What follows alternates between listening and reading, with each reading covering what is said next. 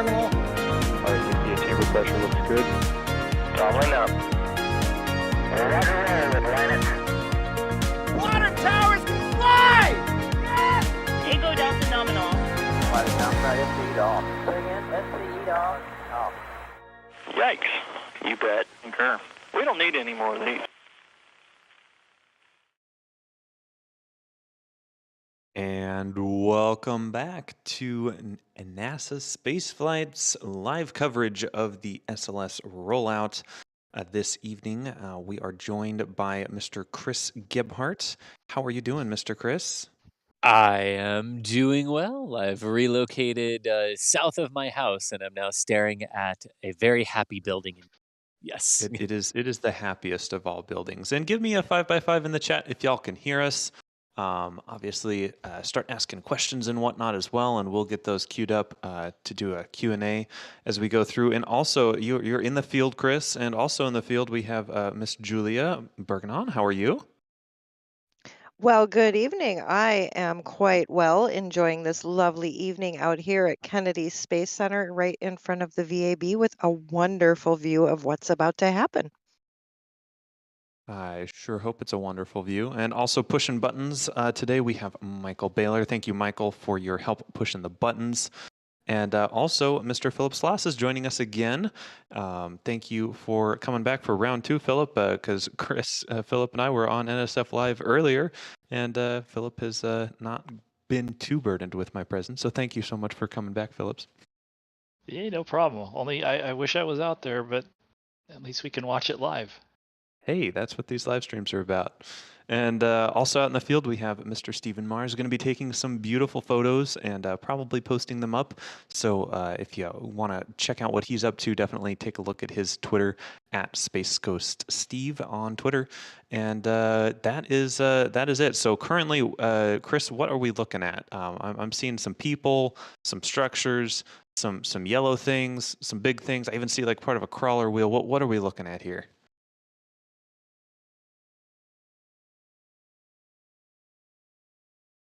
Oh, maybe Chris fell off here. Talking while muted. Talking while muted. There we go. First, Okay. I want to direct your attention to the right-hand side about center.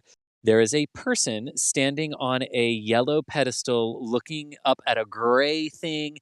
So the yellow pedestal is the foot that the mobile launcher rests on when it's inside the vehicle assembly building. The gray part is the mobile launcher, and you can actually kind of see that it might be starting to lift. It might still be flushed down, but we're going to see that gray part lift away from the yellow part, which is why we went live right now. They're not rolling yet, but they're getting ready to roll. And the first step of rolling is to actually lift it off the pedestal, and I do believe I see daylight between the gray part and the yellow part, which means the lift is indeed happening. So the crawler is... It's a term called jacking. So it basically lifts the mobile launcher up off of those pedestals.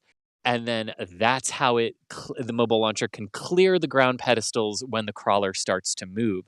So we went live right at the right time to be able to show you that, because the lift off the pedestals is the first part of the roll maneuver. So that means that they just started lifting. So we are about 15 to 20-ish minutes away from first roll motion. That sort of matches what happened back in March, the first time they rolled SLS out to the launch pad, and pretty much matches the operations that happened during the Shuttle and Apollo eras as well, with the mobile launchers, mobile launch platforms, and the crawlers. So all in all, we went live right at the right moment there, and you can see that guy, that spotter, taking measurements now to know exactly how much it is being lifted. There are 4 other spotters for the 4 other pedestals that exist there that are all doing the same thing, making sure that the jacking of the mobile launcher off of those pedestals is all uniform, and that mobile launcher deck is being kept perfectly level as it lifts it off. And it's a big job to keep something that massive totally level as you are moving it. And I'm sure there's going to be many, many questions about the crawler and how it does this. And I don't just want to go into a diatribe about how it does, because I'm sure there are going to be questions. And I know you all like hearing your questions asked on air. But very glad that we were able to go live right in time to show you this procedure to lift it up off of the yellow ground pedestals here. Absolutely. I don't think we could have planned that timing any better. Jared is actually asking a very timely question here. He asks, how is the lifting done? Is it done with hydraulic pistons or worm drives? Do any of y'all know that? I believe it's hydraulics. I believe it's hydraulics. It's, it is Yep. there are crawler systems, and of course the other thing we should point out is there's essentially a not identical, but I mean you have a set of pedestals out at the launch pad that the mobile launchers, the mobile launcher platforms and during the shuttle, and the mobile launchers for Apollo, Saturn, and for SLS will, we talk about hard down at the pad. That'll be the end of the operation for the ML. At the end of this, they'll position it over the pedestals of the pad and lower it down onto the pedestals there, and then the crawler will back out at the end of this, hopefully later this morning. And so it has these things called, I think they're called, what is it, jacking and equalization. Jacking, leveling, and equalization. Right. And so, yeah, I believe it's hydraulics. Yeah. And there are actually it's not one jacking and leveling system. It's actually 4 independent jacking and leveling systems. So each massive wheel tread that the crawler has, we'll talk about all those distinctions too as the evening progresses. But basically, at each of the 4 corners of the crawler, there is a jacking and leveling system.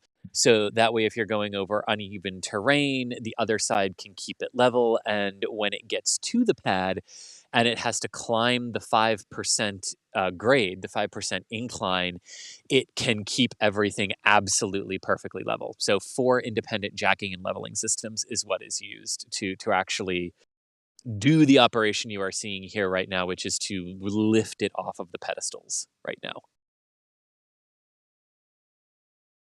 And you can see that the mobile launcher, they have, I guess, what you might call guide pins that you can see that extend out from the bottom of those corners there.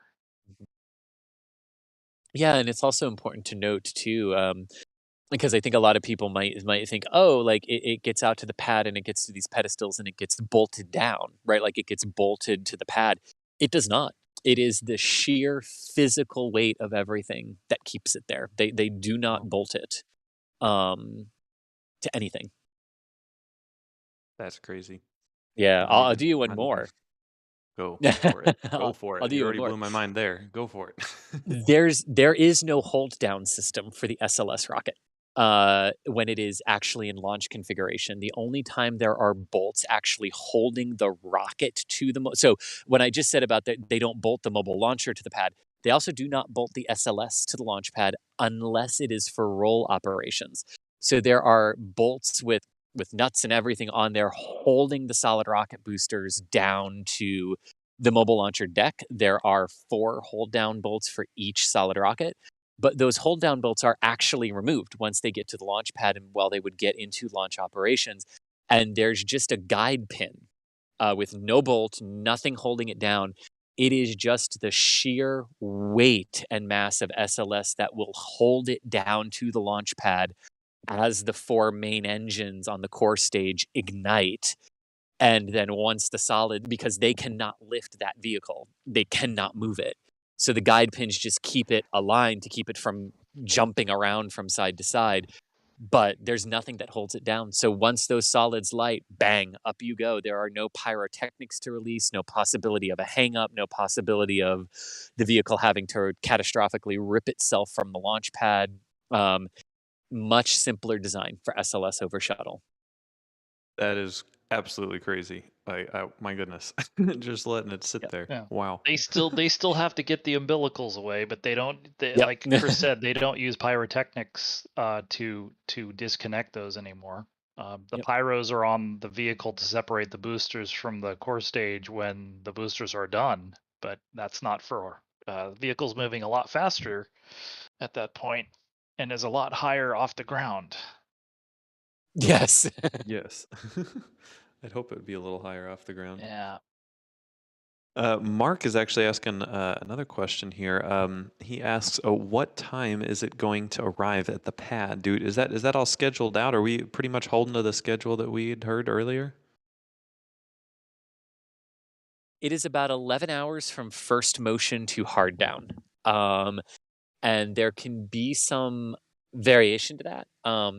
The plan is to only stop once, which is they will come out of the vehicle assembly building fully, and then they will stop and they will rotate the crew access arm. They will pull it back from the Orion and they will pull it back to its fully retracted position. And then the plan is to go completely to the pad from there on. Now, sometimes you do have to. Sometimes things overheat on the crawler. Sometimes you have to regrease things. Sometimes you might need to stop just to, check something here or there. But the ultimate goal is there's one planned stop and then out to the pad we go. So roughly 10 to 11 hours to get to pad B for SLS from first motion to hard down. That's awesome. And thanks y'all for the chats and keeping the questions coming. We appreciate it. Musical Wolves had a super chat, so thank you, Musical Wolves, for the support. He asks, "Is there enough nighttime lights to run the cam feed using solar? How many wide dynamic ranges would temps or ha?" I'm a photographer. That's not wide dynamic range. That's wet dress rehearsal. Welcome to SLS land. How many wet dress rehearsal attempts will SLS have before they decide to roll it back if needed?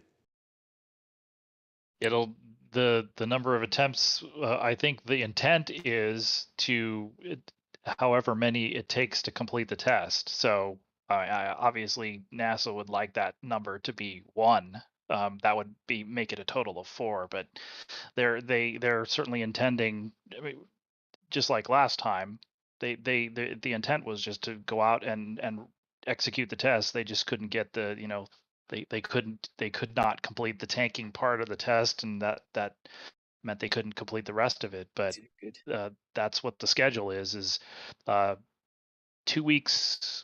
Well, I guess it would be 13 days, and there may be a little bit of moving around on the schedule. They have a 14-day schedule approximately, and they have they've carved out 2 days of weather contingency there, in case they get slowed down, because now they're going to be outside.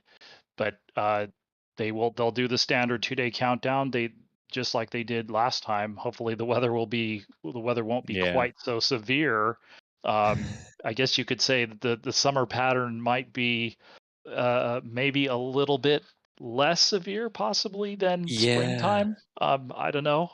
They do get plenty of lightning and thunder and rain out there. But I think it's basically, I think what they've said to us is, they're going to make the next attempt and see where they get. And so, as long as I guess another way of putting it is they made 3 attempts last time, and so assuming that there isn't a showstopper that forces them to come back like there was last time, it'll be like a launch campaign. They'll just keep fueling the vehicle until they get the countdown down to where they want to stop. Yeah. And I think the other sort of side to that answer is sort of a larger question, but a little more nebulous, which is just, is there like a maximum amount of time that SLS can be outside of the vehicle assembly building and just outside and exposed to its various elements? And the basic answer to that is there is. NASA has not specifically stated what it is. It's kind of a moving target, and the biggest consideration is actually the wind loads that are placed onto the stack. But they noted when they were getting ready to come back from the pad back in late April, they noted in a press conference to the media that even though there is that sort of limit that's out there, they are nowhere near it. So it's not like, oh my God, there's a ticking clock and then it has to come back. They can more or less keep it out there as long as they need to complete the test. The major things we would be looking at for potential rollbacks that wouldn't have anything to do with the technology or the pad systems would be we are in June, we are in hurricane season. So if a tropical system were Right. to form and start to threaten the Cape, they would want to pull SLS from the pad and bring it back to the vehicle assembly building. And exactly what its considerations are there, I have not heard them discuss just yet.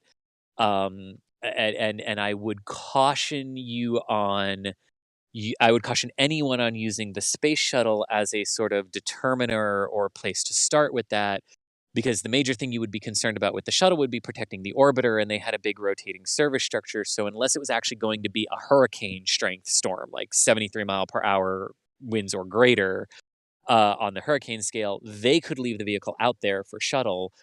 I don't know if that's the same for SLS, since there is no structure out there to wrap around it to protect it. So a significantly weaker storm than we were used to with the previous program could force them to come back. But that's sort of the major weather thing that they would be looking at here. And, it's June. These things can pop up with about a week's notice or less. So it is entirely possible that yes, like a tropical system could get them and they'd have to come back. But that would be just to protect the vehicle, not for any other reason than that. Interesting. Right. And one of the things that we talked about during NSF Live this earlier today was if they had not had this issue with the gaseous nitrogen supply from offsite, they may very well have stayed out at the pad in April and tried to finish the sort of abbreviated test that they'd set up to do on the third attempt without the ICPS. And so for example, they're talking about this hydrogen leak that they've addressed as best they can. If it turns out that they still have something that they need to take a True. look at, they could bring all the scaffolding out and take a look at. That's one of the few things they can take a look at while they're out there. Yeah, that leak coming in a very fortuitous spot at one of the tail service masts at the base of the vehicle, at the base of the ML, and at the base of the core stage. It does provide a level of access. Like you were saying, the original plan, even after they discovered the liquid hydrogen leak, the original plan was to fix it out at the launch pad. So yeah, if they were to encounter something like that, they could opt to try and fix it, which, in all honesty, fixing something like a hydrogen leak out at the launch pad makes a lot more sense, because you really can't test a fix for a hydrogen leak until you introduce hydrogen into the system. Because hydrogen is very, very, very, very, very, very small when it's very, very cold at its cryogenic temperatures, which causes things to contract and seals to change. So it's actually better to try to fix a hydrogen leak issue out at the pad, because you can test the fix with cryogenics out at the pad, where you can't do that in the vehicle assembly building. Right. And it just wants to liquid They're hydrogen is moving. really good at They're moving. See, First motion has woo! occurred. They are moving First, off the pedestal. The yeah, spotter yeah. has gotten away from that. So that is first motion of SLS out to the launch pad. Yeah, that's improvement from March. Only 15 minutes late. Yeah, and that means they got basically 15, 20 minutes is how long it took them once they started lifting it and jacking it off of the pedestals here. So yeah, here she comes. Yeah. looks Oh, like this some is excited people in the foreground. Oh, indeed, and probably here in a little bit we'll zoom out just a little bit so you can see it moving against the scaffolding, and then the other camera that we have deployed should see it. Should have the glory shot of it emerging from the VAB here momentarily. But yeah, so at basically 12:16, they were on their way to the launch pad. Wow. Okay, you can do that.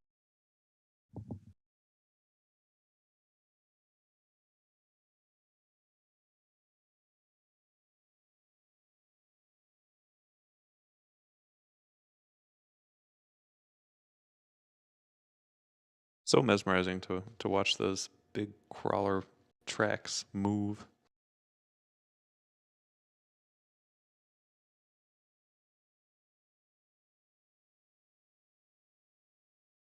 Yeah, and we'll definitely zoom out on this view in a minute, but it is cool just to watch the treads of the crawlers start to churn and move this behemoth out of the vehicle assembly building. While it doesn't look like it has moved all that far, because it hasn't, the back end of it is actually sticking out of the vehicle assembly building now, which is pretty cool. Do you want Nice. to get a little wider shot there, Steven, just on the camera so they can see sort of the larger structure of the ML, and then we can zoom back in on the base. This is a view from our other deployed camera here, which should give you a nice side-on view as the vehicle begins to emerge uh, here. But yeah, the crawler doesn't move fast, but when you've got a building to compare it to, you've got a good indication of how fast it Yeah. actually moves for something Yeah. this tall and this massive. I mean, it's honestly kind of impressive that they can go half a mile an hour as their Yes. speed with this thing on it. They're literally moving a building. Um, They is are. there a maximum number of times that the core stage tanks can be pressurized or unpressurized? Sam is asking that question here in the chat. Yes, there is. So I believe they budgeted about 12 pressurization and cryo cycles for wet for the testing campaign. So that would include the fuelings of the core stage for the green run, the fuelings of it for the wet dress rehearsal, but the number of times that they will fuel this and put this through its various paces doesn't really come close to its total potential life cycle. They did upgrade that particular element from the shuttle external tank to the core stage for SLS. It can be fueled many more times and pressurized many more times than the shuttle tanks could, and that's mainly because the shuttle tanks were not designed to undergo these sorts of test campaigns that SLS's first core stage has had to do for the program. And the original idea for the core stages is that all of them would actually go to the Michoud, would go from the Michoud assembly facility to Stennis for a fueling and test firing before coming to the Kennedy Space Center. That has now been scrapped, and only the core stage that we will be seeing here momentarily is the one that will go to Stennis and do all of those tests. So all of the others will not be put through the same sort of hot fire test that this core stage was. But because that was the original idea, they had to design the overall lifetime thermal and cryogenic cycling loads that the core stage could withstand with that in mind. So actually, it's just a bonus now when they get here because now you have more attempts to launch them, but you're never really gonna get close to that number, Okay. Interesting. if that You makes I think it sense. was Yeah. like, I Yeah. mean, it was something like a little bit over 20, but again, it depends on how you count. So just as an example, in April, they never really completely got through a full Right. tanking cycle. So how do you count that? I mean, if you want to just count full cycles, they did 3 of them at Stennis, and so that would leave them with something close to 20 cycles. And so, like Yeah. Chris said, it's pretty unlikely that they'll use up much more of that. Indeed. Hmm. Well, another question from Sethia, it looks like.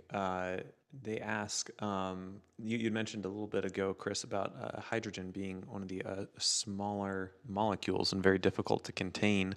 How do they actually do that? I mean, it doesn't just seep through Yeah. all of the materials you throw at it. Like, how does that work?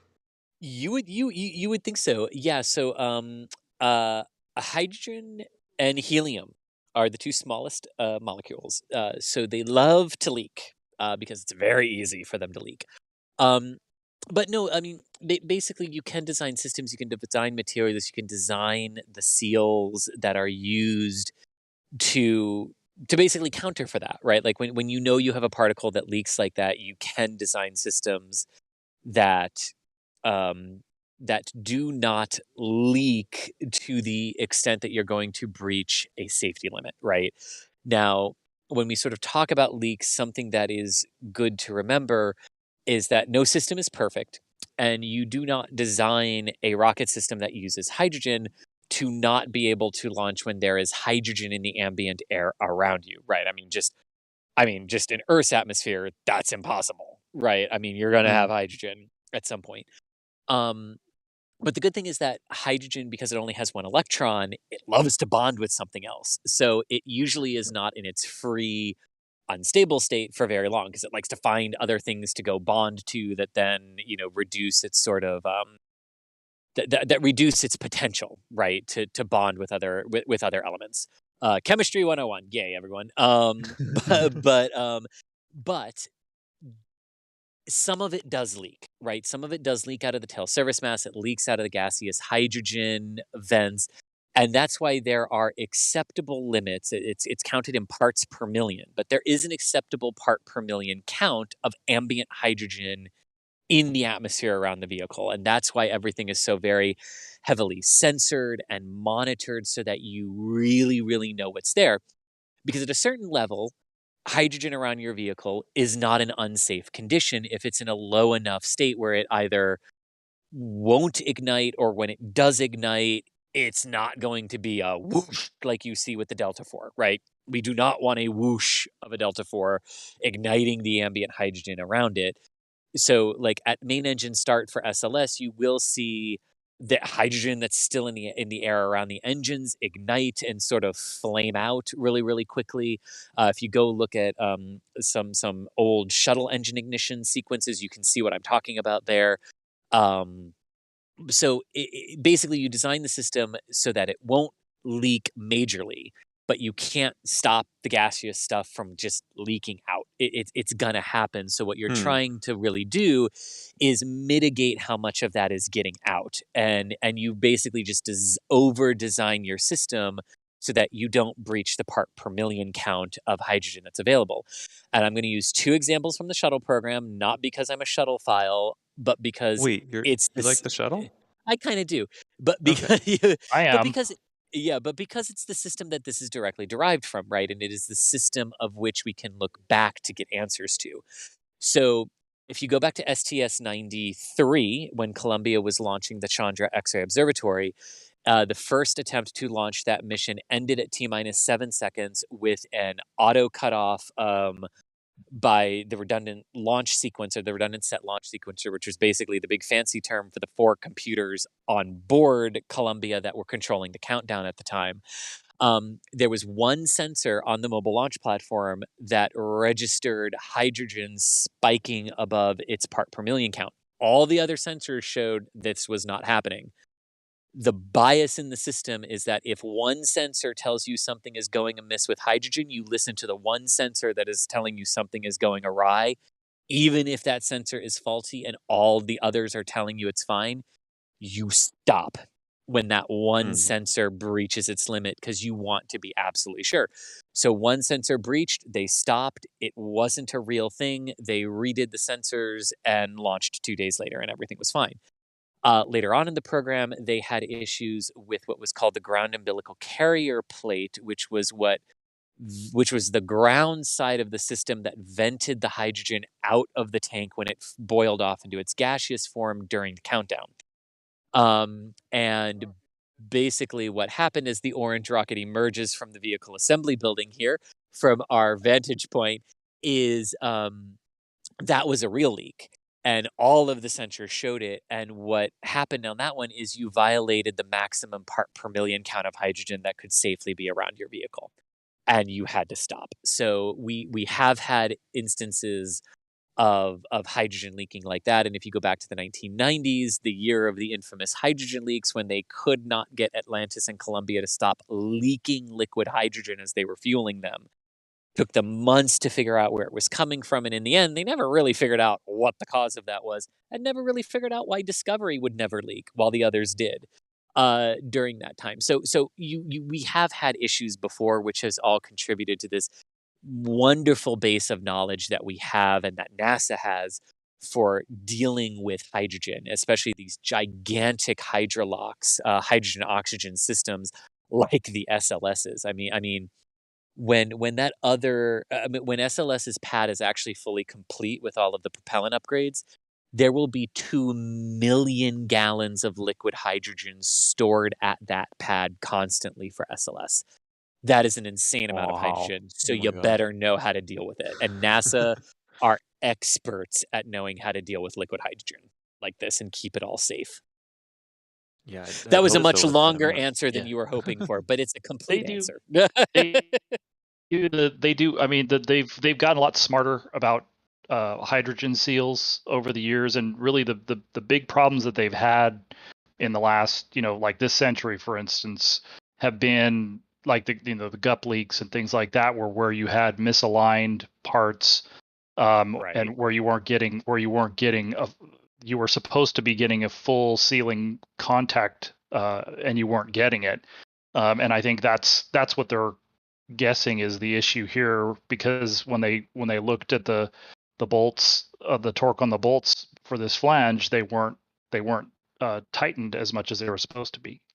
Right. And So if you look at it, right, that is probably what that is, right? Of course there's, and what we were saying earlier, there's no way to really know that till you get out to the pad and you actually put that system through a cryogenic state, right? And a cryogenic fueling test. But when you look at everything, and what you were saying, that what the expertise that NASA has, the seals that we have, the knowledge base that NASA has with this, when you then go look at a system and go, oh, well, that's what wasn't right, everything else looks right, it's most likely just the torquing of those bolts, like we've been talking about on the umbilical, that caused the leak the last time. But of course we won't know that for another 13 14 days until we get into fueling of the system again. But if I were a betting man, I wouldn't expect the same LH2 leak to happen. I could totally be wrong on that, but if I were a betting man, I wouldn't expect that same style of leak to present itself again, based on what they found and what we know from the past programs. Interesting. And will they be using? Didn't they have sparklers? Nicholas is asking a question here about sparklers. Oh, With the space shuttle, didn't they have sparklers to burn off extra hydrogen?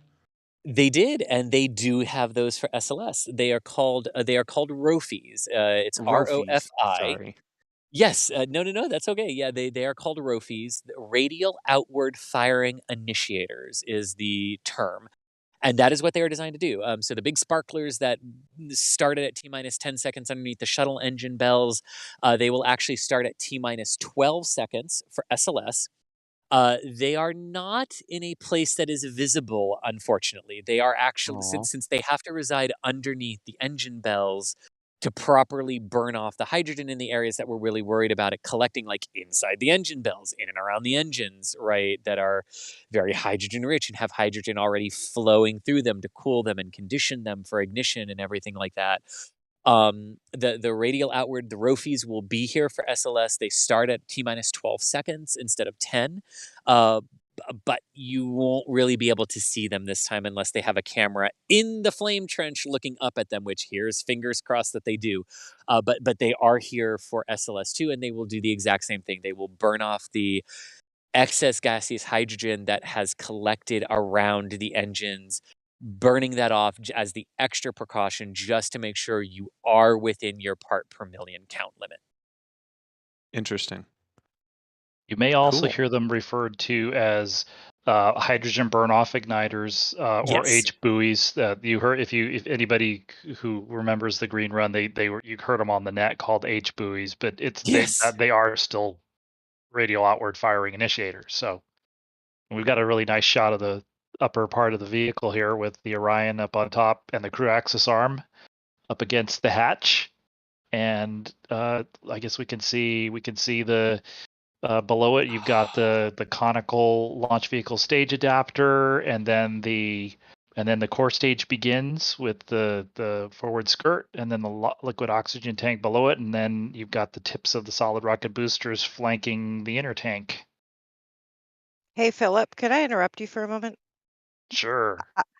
I just gotta give you like a spectator's moment here. Holy cow, it's really pretty. Do you guys see the worm? Do you see all of the shadows from oh my gosh, you Where's guys. the? Like just Yeah, we don't have the. We're oh, we're you Oh, guys zoomed don't there's in. have the more. worm Okay. yet. Now There I'm you the 5 go. feet away. You, I'm 5 feet away from Steve, and I've got full view of the worm. I can see a and whole you should rocket see the right with the worm now. on your lights, yeah, screens now. yeah, oh Yeah, yeah. we switched to the robotic tracking camera there. Yeah. And Oh, right okay. along It with looks like that, a Julia. painting. Yeah, Right it along looks with like a that, Julia. painting. Jim is also pretty stoked about this. He says Nice. this move looks so much better at night, and I wholeheartedly agree. It looks There's beautiful with a the lighting. there's a mysticism to night rollouts. Where like it's like the floodlights from the parking lot and the VAB. They've got like one modern day LED xenon equivalent out there shining on the back of it too. But there is just like a sort of mysticism of it lit up by the lights from inside the vehicle assembly building, but that's going to turn much more orange as it gets farther away and they start closing the doors. Oh, it just is. It just is, Julia. It's magical at night. Absolutely beautiful. Talking while Ab- muted, Julia. Talking while muted. Uh-oh. Oh, I was gonna say, I'm seeing what you're seeing, right? Eyes of a photographer, you have the warm light, the cool light, the orange of the rocket that's seen some sun now out at the pad, right? And then just that contrast between the solid rocket boosters and the center core, and there's a glorious capsule at the top. Yeah. I will tell you this, that launch vehicle stage adapter, the conical part that cones inward from the core stage to fit the new smaller diameter of the ICPS stage, interim cryogenic propulsion stage, was a lot lighter when it rolled out 2 months ago in in March. It definitely got its summer tan while it was out at the pad earlier, Right. and will continue to get darker because that's one of the cool things about the spray-on foam insulation, or SOFI, because everything has an acronym with NASA. So the orange foam is called SOFI, spray-on foam insulation, and it is a very, very light color when it goes on, and it tans in UV radiation, just like your skin will tan in UV radiation. So it literally tans and gets sunburnt the longer it sits outside. So when you are looking at the core stage, either on this view from the tracking camera or the closer view that we've also got when it's time to switch to that too, when you see darker portions of foam, that's older foam that has been exposed to sunlight, and the lighter blocks of foam are newer. So that's how you can sort of date the foam and where they've cut the foam out, where they've repaired it, where they've removed it to put sensors and had to put new foam over it. That's your indicator for how old the foam is. Lighter is younger, darker is older. Wow. I am definitely kind of tan, but I'm not that tan. Indeed. You know what? No one's asked this question yet, but I do. I will bring this up because it relates to the solid rocket boosters, and we love solid rocket boosters here at NASA Spaceflight. So if you will notice, at a certain point when you look at SLS, the two boosters look basically like mirror images of each other, except the one when you are looking at the when you're looking at the vehicle where the mobile launcher is behind the vehicle, you're looking face on to the vehicle, right? The right solid rocket motor is completely white at the top. And the left one has a little black ring that goes all the way around it. Hmm. Other than that, they're mirror images of each other from when you look at them. And that black band is called the wedding ring. And that is so that they know after the booster rockets have separated, this is the same for the shuttle program, so that you know which one is which after they have separated. Really? And the tracking and recovery ships used to be, one would be assigned to go grab the left one would be assigned to go grab the right one. And that's how you would know which one was which after they separated, was through the wedding ring. And that sort of different markings on the nose cones of the solid rockets changed over the life of the shuttle program. And it eventually just wound to make one completely white and give one a wedding ring. That's the simplest way to do it. And that's how we know. Wow. Yeah. That is pretty cool. Um, Dank Jeb is asking a question about EVAs. He asks, will they be able to do deep space EVAs on Artemis like they did with Apollo? And I'm assuming he's talking about I believe they're the Apollo J missions where they did I guess not translunar. Was it translunar? Yes, yes. Spacewalk? Yeah. They were translunar spacewalks. They were done on the return journey to Earth. So technically the trans-Earth phase of the flight, but they were referred to as they were basically referred to as translunar EVAs, and some of them were just stand-up, where you would open up the main hatch of the Apollo spacecraft, so all of your crew had to be in their suits and everything for that. And then one person, you could either do what was called a stand-up EVA, where one person would stand up, their feet were still in the capsule, but they would just stand up and like reach out and grab the science things that they were supposed to grab, or the camera packages and the film packages or anything, or they could actually go completely out and use handholds that were on the Apollo spacecraft and the service module to go out and grab the things that they needed to bring back into the capsule, because the capsule was the only thing that returned to Earth from the Apollo era. So they could definitely do that. They perfected that process of stand-up EVAs and going out like that during the Gemini program. And yes, SLS Orion, specifically Orion, not SLS. SLS is the rocket. Orion is the capsule. I misspoke there. But yes, you would be able to do those types of extravehicular activities out of Orion if you absolutely needed to. Now, here's where technology might aid you in not having to do that anymore. A lot of the stuff they had to go get were film canisters. Well, everything's digital now. You don't need to go get a film canister, right? Experiments can transmit data much more efficiently back to Earth through the optical communication, through the data communication networks that we have now. Um, Technology may have honestly just eliminated the need to do that, because a lot of what they needed to go get were physical things to have the results of the experiments back, where you can just transmit all of that, or a lot of it now. It's sort of the same reason why, when we talk about, well, why aren't they recovering the solid rocket boosters anymore? Why are we just throwing them away? Don't they need to get them back to take them apart to look at, the joint casings? Well, they can instrument the solid rocket boosters now and transmit that data as the boosters are flying, and as they have communication with ground stations, so you can sort of understand how those are performing and get the data that you need from the telemetry that comes back from them now, which that technology didn't exist in the 70s when the shuttle program was being designed, but it exists now. And SLS is a new rocket, so you can take advantage of that. And since you kind of only really broke even on the solid rocket boosters in terms of retrieving them, you never really saved money doing it that way. Just throw them away. You can get the data that you need from them by transmitting it all to the ground when they're firing in flight. Interesting. It With looks the like the crawler has stopped. It's hard to tell from this angle if they're It far enough has. out to if they've stopped for some mechanical reason, or if they're clear enough to swing the crew access arm back and lock it for the rest of the roll. But we knew they were going to stop at some point. So they might be just barely far enough out to move the arm. They are definitely not at the position they were at in March when they stopped to move the arm. Not saying that's an indication one way or another of why they stopped this time. Like we said, the plan was to only stop once, but sometimes you have to stop to check things with the crawler. Um, they might be moving the water trucks into position to douse the crawlerway and the rocks, so that the dust, as the rocks are pulverized by the crawler as it goes over them, that dust doesn't get kicked up into the workers' lungs.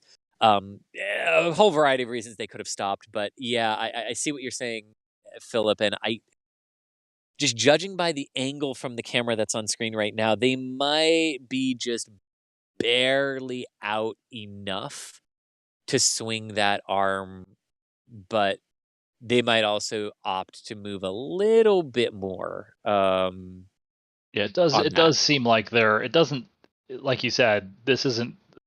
They've stopped short of where they got to when they did this in March. So Um, I don't know whether we can see what's going on down at the crawler level or not, and whether Unfortunately, a line of there's cars in a huddle. building is blocking that view Yeah. for us right now. Oh, But there perhaps is some discussions going on.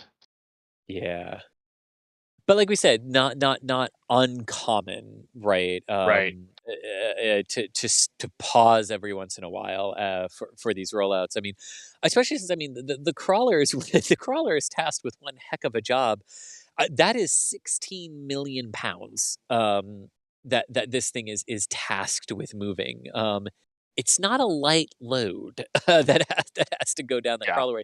So it's not uncommon for some things to maybe get a little hot on bearings and you have to stop for a little bit to let them cool down, and things like that. But it's also entirely possible that this was the come three-fourths of the way out, stop, have another briefing for what your next event is going to be, roll to the stop position to move the arm, and then once the arm is done, only stop if you have to as you're heading out to the pad. yeah. Not uncommon. Yeah. Well, while we wait for it to continue to roll, why don't we hit some super chats? Thank you all so much for your generous support and awesome questions here. Jim has been waiting a little bit to have this question read, but he's asking, are these NSF camera shots and video? And yes, they are. We have people out in the field like Mr. Chris Gibhart and Miss Julia and Mr. Steven who are out there, and they are filming and taking pictures for us and reporting back to what they're seeing. So thank you all for being out in the field, and thank you for supporting us. Next up, we have, I don't know how to read that. BOAWS is saying hee hee rocket go wee, and that is basically what we're watching tonight. Just imagine the SLS going uh, going wee all the way to the rocket pad, launch pad. Uh, Ben says, awesome stream as always. Keep up the great work. Thank you, Ben, so much for the encouragement there. We do enjoy hanging out with you guys and watching some good old rockets roll around. Jim is also saying, wow, nice coverage. Have a coffee on me. Well, thank you. I think someone out in the field there is probably going to need a coffee. So we'll I'll have need to that make in the sure. morning. Thank you. Yes. Make sure some of the people who are out there get a coffee in the morning. Ooh, hey guys, did you know the Space Shuttle Discovery is actually watching our live stream right now? Well, according to this super chat, the Space Shuttle Discovery never leaked hydrogen because it was the best. So I don't know. Unfortunately, see Discovery somebody- was involved in the Guck-P gaseous hydrogen Right. leak fiascos twice, as a matter of fact, of the 3 times I that see happened. somebody's posted, just as an update, I do see Yes. somebody's relaying It is from moving. NASA's EGS Twitter it's moving, feed that yes. they stopped to do the crew access arm swing. So this was a planned hold, and maybe they're just doing it now to get it to get it done. Except they are moving again, and they have not moved the arm, Okay. so that is Well, not correct. They may have stopped to do a pre-brief on that, but they are rolling again, and that Yeah. arm has not swung away.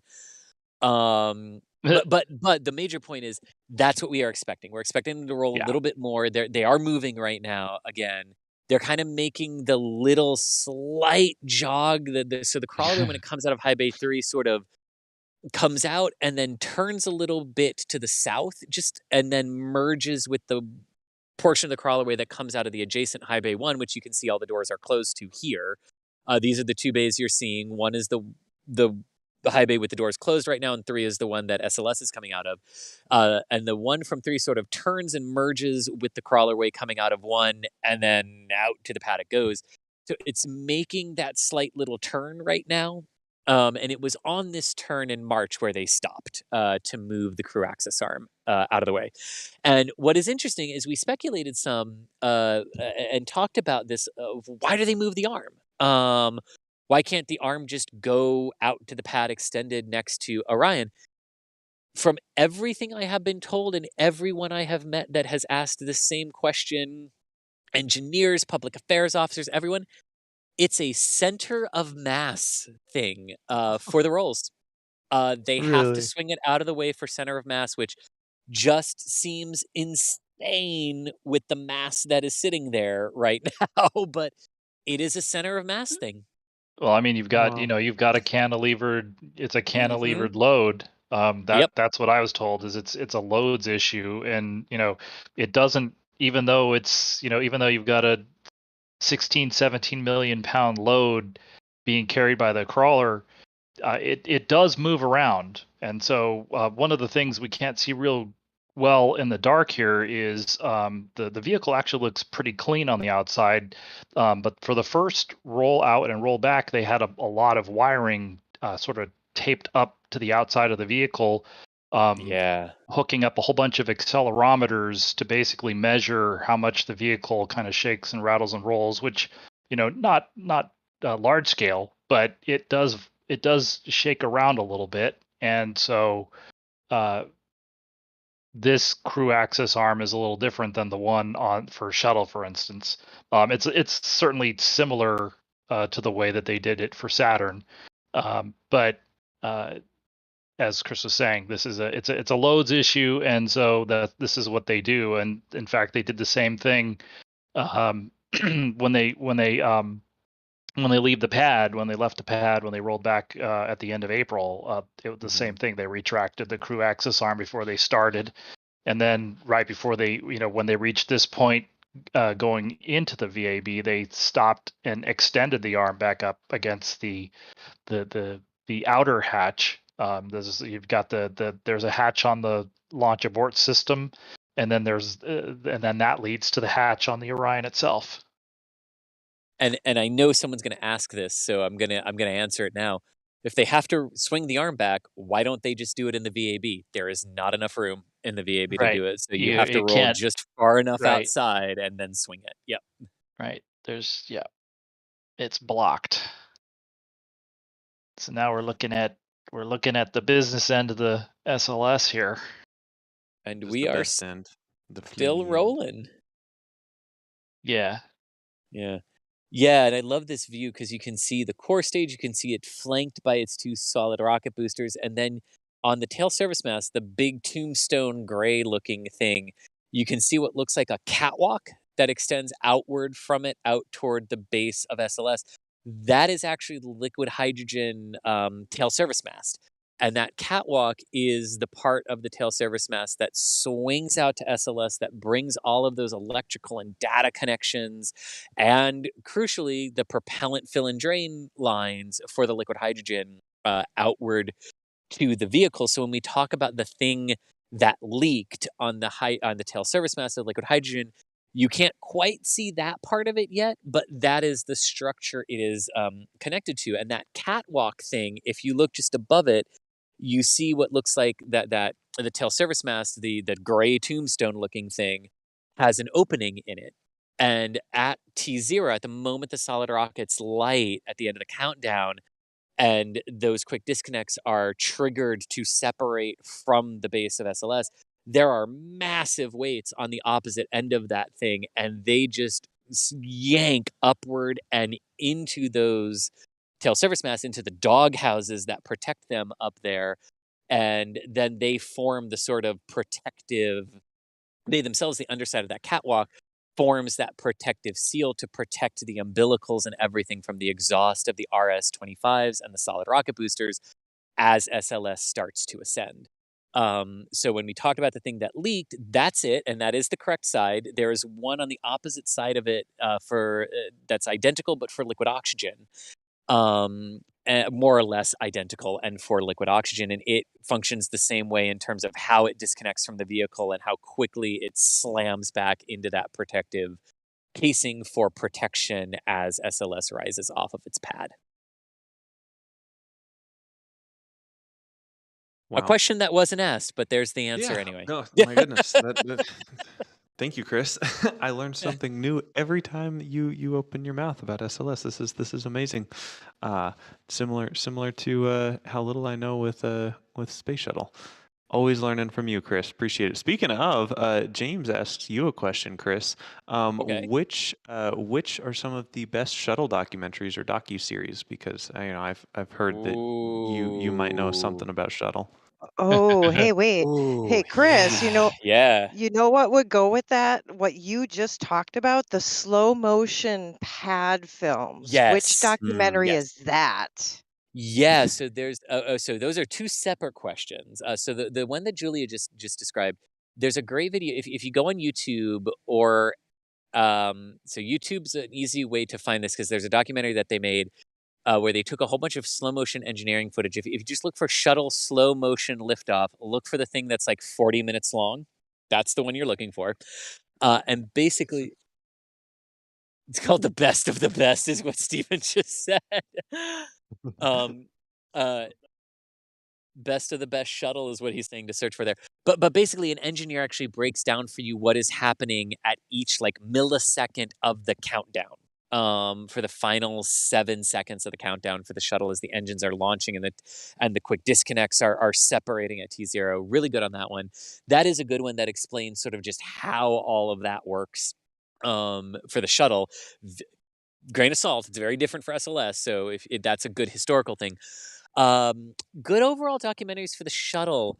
Um, I would highly recommend The Dream is Alive and We Deliver, which sort of chronicle the first 8 flights of the shuttle program, the first 4 test flights, and then the first 4 quote unquote operational flights of the program. That is those two are very good insights into the beginnings of the program and some of the issues that they were facing right up until first flight with the vehicles.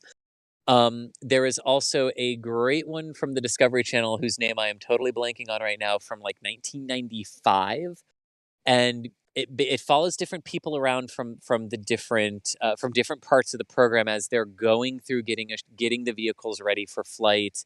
As the crews are going through training and some of the things that were going on in the program at the time. That's a very, very good one. It's from the Discovery Channel. It's from like 1995, somewhere in that range. I'm sorry, I'm blanking on it, but it's on YouTube as well. And there is one that I have not been able to find yet, but if someone else knows where this is, it's absolutely fascinating. It was called The Shuttle from Landing to Launch. And it Mm. detailed how they turned the vehicles around, how they recovered the solid rocket boosters, how they turned them around, how they redid the engines between flights. It was really good. So there are some good ones out there from the shuttle era. I would highly recommend. There's a YouTube channel if you're looking for like old school shuttle documentaries called Retro Space HD. Has a lot of really good upgraded to HD quality old style shuttle documentaries. Now, if you are looking for documentation and videos that aren't documentaries, might I introduce you to L2 on NASA Spaceflight because we have a treasure trove of historical data and archives of like in-flight anomalies of the shuttle program, turning the orbiters around between flights and all the little nitty-gritty things like this light didn't turn on. We've got all of that in L2 in our historical archives. So if you want to deep dive into some of the engineering and technical documents about the shuttle program and how that worked, including how the solid rocket boosters work, applicable for SLS, how the RS-25 engines work, applicable for SLS, we've got that. So take a peruse through L2 and see what we've got because it's more than you can imagine, and you might need to sit down once you realize how much we actually have there. Just keeps going. Yes, indeed, it does. Its Ultima has asked at NASA Spaceflight, when is the new wet dress rehearsal expected? That's coming up pretty soon, isn't it? Philip, over to you. It's the day of the simulated day of launch, the day that they feel the vehicle is supposed to be June 19th. So essentially, well, no, not 2 weeks from today. 2 weeks minus a day. So Yeah. essentially 13 days from today, and we'll see. I guess I would imagine probably next week we'll get an update on if they're going to move that around or not. It would probably only move a day or so. I'm not altogether sure why they would. They did the same thing in April, which was they scheduled it for a Sunday, which seems like I Because guess it they doesn't know I matter have a since concert I want to go to that Sunday, right. so it's gonna mess it up. We'll Yes. see. We'll see. Yeah, So it's yeah, inevitable. we'll see. But yeah, it's about 2 weeks from now. So 2 weeks from the rollout is when they're planning you have a 2 day countdown, but the launch day, the day when they fill the tanks and do the final countdown would be the 19th. And I want to Okay. point something else out here that's not related to when the fueling tests were going to be, but we have stopped. So this is where they will move the arm. Right. This sort of matches the place in March more or less where they stopped to move the arm. So that's what we're going to expect next. But also the blinking here I am, I'm a giant tower sticking up out of the ground lights activated when they stopped here. They were not on when they started to come out of the VAB, but they are on now. We got this question last time of why is it blinking? Like, why are there blinking lights? Well, this is general aviation awareness lights, right? If you look at cell phone towers and other things, right, they have the lights that periodically blink for visual flight rules, right? So Yeah. pilots can understand where there are gigantic towers that you want to avoid. And while the tower is very lit up right now because there's an LED light shining on it to illuminate it right now, that light will eventually turn off, and it gets very dark here on the crawlerway heading out to pads 39A and B. And any large structure like that, whether it's being moved by a crawler and has a rocket attached to it, and even though it's in restricted airspace that you can't get to, that's a federal rule. You've got to have those things for situational awareness on your towers because you just got to have it. So that is why they're there. Well, I'm glad they're there. Keep everyone aware. And if you're ever wondering where the SLS rocket is on this view here, you just have to see where it's blinking. It's kind of beckoning you. Hey, I'm here. Come look Indeed. I'm pretty. Look at me. It's Yeah. I mean, and that's almost, it's not quite 400 feet high, but that's a pretty tall building all by itself that's moving, that's going to be moved 4 miles across the Space Center tonight. So, and that tower is pretty tall. I think the official height of the rocket is, I think they said 322 feet is the length of the rocket in this config, Yes. but the tower, of course, is a little taller. I think the tower's about 350. Yeah, but there's In a terms lot of of feet. skyscrapers that aren't that tall, so that's Yeah. it's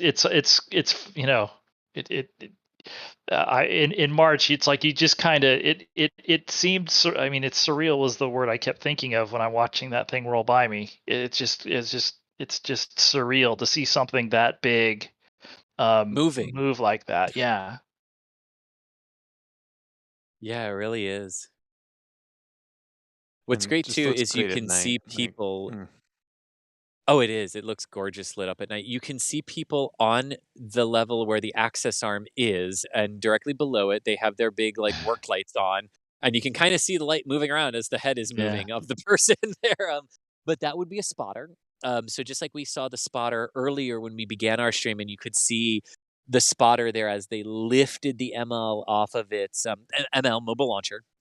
If we say acronyms today that you do not understand, ask us in chat. Yes. Please. And Nick, you're the host. If you Yes. see someone ask an I'm acronym keeping an eye question, out for that. Because yeah, honestly, pick most of those these out. acronyms I'm worried about too. Yeah, exactly. And I'm just going to default to them because that's how I speak in my head. So stop me if I say something. But the mobile launcher, as we were watching get lifted off of its pedestals, you have also spotters up by the arms whenever you swing them away like this, just as that added precaution, right? Because the arms are controlled. I know the ones on the shuttle arms were pneumatic. Pneumatic sort of moved them out of the way and everything, and then that was part of the pressure that held them as well as the latches for liftoff. But when they're not being moved during launch operations, you have spotters there just to make absolutely sure that it's not reconnecting to the sort of shell that's part of the launch abort system right now that protects Orion. So you would have the spotter in there as well as they go to move the arm out of the way, and you can see them up there. So that's a good sign that we're getting close to that operation. Very beautiful, very beautiful. So we were just looking a minute ago at the VAB, or the Vehicle Assembly Building, and that was a pretty big building, but can they build more than one of those SLS rockets at a time? That is a question from Mist Solar. That's a great question. Depends Not on what right you mean. now. Yeah, depends on Not what right you now. mean. Yeah, depends on what you mean by build. If you mean assemble like you see it here, no. High Bay 3 is the only one that was modified to be able to support SLS stacking operations. They do not need more than one right now based on the flight rate of one, maybe surging to two a year for SLS here later in the decade, but they really don't need more than one. The sort of high bay that's right next to it that you can see that you saw earlier today, high bay 1, is still in its space shuttle configuration. Nobody has wanted that one, so it is still literally in its space shuttle configuration with a former space shuttle mobile launch platform in there. There are four high bays, so these are the two that fade. The one that SLS just came out of is 3. The other one that is still in its shuttle configuration is number 1. High bays 1 and 3 face east, and high bays 2 and 4 are on the opposite side and face west. And high bay 2 has, since the Apollo era ended, has never been configured to stack a rocket. It was never configured to stack a shuttle. Has not been configured for anything else. Post shuttle, it was basically just a place where they would bring the solid rocket booster segments and prepare them for stacking before they got their own building to do that during the shuttle program. And then later in the late 90s, early 2000s, it was reconfigured as an emergency. There's a hurricane coming, and the other 2 bays we use for stacking a shuttle have shuttles in them, and we need to pull one back from the launch pad. So High Bay 2 was reconverted into a storage location. The crew access arm is retracting away from the Orion. Don't want to miss that as we're talking about the big building it just came out of, but the arm is moving right now. So High Bay 2 was never used for the shuttle program aside from a test when they rolled Atlantis in there just to make sure that the shuttle could be stored there, but it was never used after the Apollo program. Several Apollo Saturn V's were stacked there. Apollo 13 and Skylab were stacked in High Bay 2 and then rolled around the vehicle assembly building and out to the launch pad, among others. And then High Bay 4 is an interesting little case. High Bay 4 likewise has never been configured to actually stack a rocket and has never stacked a rocket. It's the only high bay that has never stacked anything in the vehicle assembly building. It is used as a storage and a pre-stacking location for SLS. So they bring basically they bring booster segments, they bring the launch vehicle stage adapter in there, and they can pre-store stuff there and get stuff ready for stacking in High Bay 3 with SLS. And it was used during the shuttle program actually as an extra storage location when the 3 orbiter processing facilities were full and being used to process orbiters for flights, and you had a 4th that you needed to do something with. You stuck it in High Bay 4 for storage. So that's basically just what it has been used for. And that's sort of a breakdown of the high bays. And High Bay 1 and High Bay 2 are currently open to bidders. So if anyone did want High Bay 1 or High Bay 2 or both for big, gigantic rockets, they're available for lease. I wonder, but can you pitch a tent and camp in there? Because I would totally do that. That'd be kind I of would cool. too. I think NASA would frown on that, but I'd do it. Yeah. What? Come on, no, You'd have to no. have the tent cleared through ITAR. It'd be a whole thing. But Okay, well, we better get on that process because the NASA spaceflight team getaway needs to be over there in the VAB. indeed. A little bit ago, when we were looking at the bottom of the SLS rocket, there we saw some of those checkered boxes that looked like they were painted on there. What are those for? Are those for some kind of alignment or something? And Oh, that is those a are question from Papa Cade. That is great. That is a great question. So these are not for so they are kind of for alignment purposes, but not for stacking of the vehicle and assembly of the vehicle. So this is for launch. So this is what these are what are called photogrammetry squares.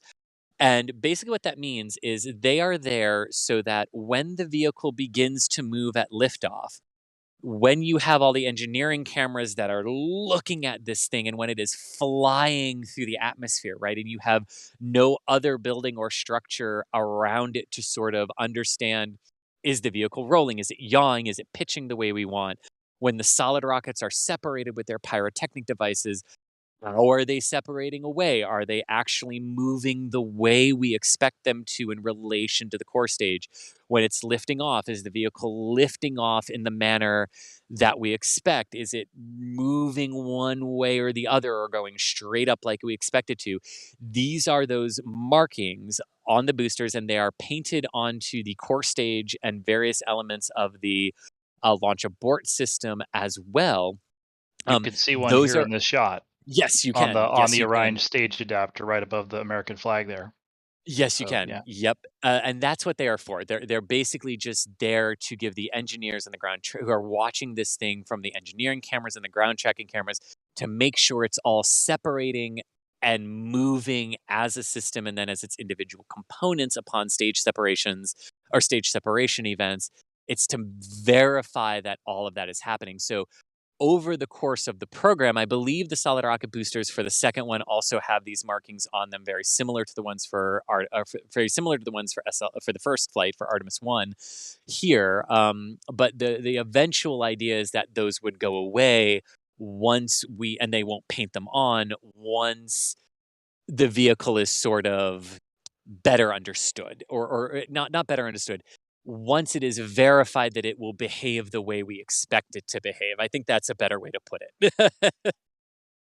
and Interesting. it basically gives you reference points. So I think in the shot of the hydrogen tail service mast, you could see one of those on the tail service mast itself as well. So it gives you reference points when you're looking at this video engineering data that you can look at for something that's supposed to be static and something that's supposed to be moving. Interesting. Cool. Well, that's probably one of the more useful things that they could paint onto a rocket, as far as like the flags and worm logos probably aren't quite as useful. Right. Do you guys remember one of the original animations and renders of SLS? Those SRBs had a swoosh. Oh, James is God. wondering if we'll ever see those swooshes in real life. No, you'll never see those freaking things, just like you will never see the ridiculous, oh, we're going to paint it to look like Apollo because, sure, just add 500 kilograms of weight unnecessarily there. Yeah, no, you're never going to see the swooshes. Even when the swoosh came out, like the very first thing Northrop Grumman said is, that's never happening. Like that is a pure PR thing. We have not been told to paint them like that. Or anything. But oh yes, I remember the swooshes. Yes, and I remember it's ridiculous. Oh, I'm not the SLS. I'm Apollo. Paint scheme that they had to give it when they just changed its name from Constellation to SLS, and we had to pretend it was brand new. Yes. Anyway, that's not the question. Yes, I remember the swooshes. Oh my. Well, thank you. I appreciate the support there, James. And fun Yes, question. all the official renders have been changed. Yes. Hopefully the render of the simulation of life that we're living in right now is a little bit more efficient and not wasting a bunch of weight on silly paint jobs. We have some more super chats that we're going to hit right here real quick. Jim is asking, is it just me, or oh my goodness, sorry. Is it just me, or is this looking like a Christmas tree at the age of 3 or maybe 30-ish? It is kind of well lit. The whole lawn, the whole tower there is. I think it looks kind of like a Christmas tree. Oh, indeed. It's a space Christmas tree. We'll put it that way. It has like the best presents next to it, just like the best Christmas Yeah. trees do. Yeah. Except the Yep. present is beside the tree instead of Yeah, under it's it. kind of too big to fit under the tree, and honestly, I wouldn't want it under the tree anyway. I want it next to the tree. And the doors Joe. to the vehicle assembly building are actually closing right now too, Ooh, because we don't have to keep them open once it gets outside. So yes. got to keep the air conditioning inside. Uh, Joey is asking, could Crew Dragon on top of Falcon Heavy dock with the Lunar Gateway and return to Earth instead of using the SLS? And I I don't know. No, because Dragon cannot free fly for long enough. Ah, is that because they want to do like a low energy transfer orbit, or? Oh, no, sorry. Let me just explain. It's actually a little bit simpler than that. Dragon is designed for 5 days of free flight Ah, operations. You can't ah, get to the gateway and back in that amount of time. They would have to ah. redesign significant portions of Dragon for that, including its ECLSS, its Environmental Control and Life Support System. ECLSS is what that stands for. You'd have to majorly redesign that. It's why the Inspiration 4 mission only lasted 4 days or only lasted 3 days. I mean, I think it was just barely over three that it lasted because dragons are capable of short free flights because they were designed to spend 6 months in a quiescent power situation on board the International Space Station, where the ISS is doing most of the life support work for you. Yes, interesting. Okay, that makes sense.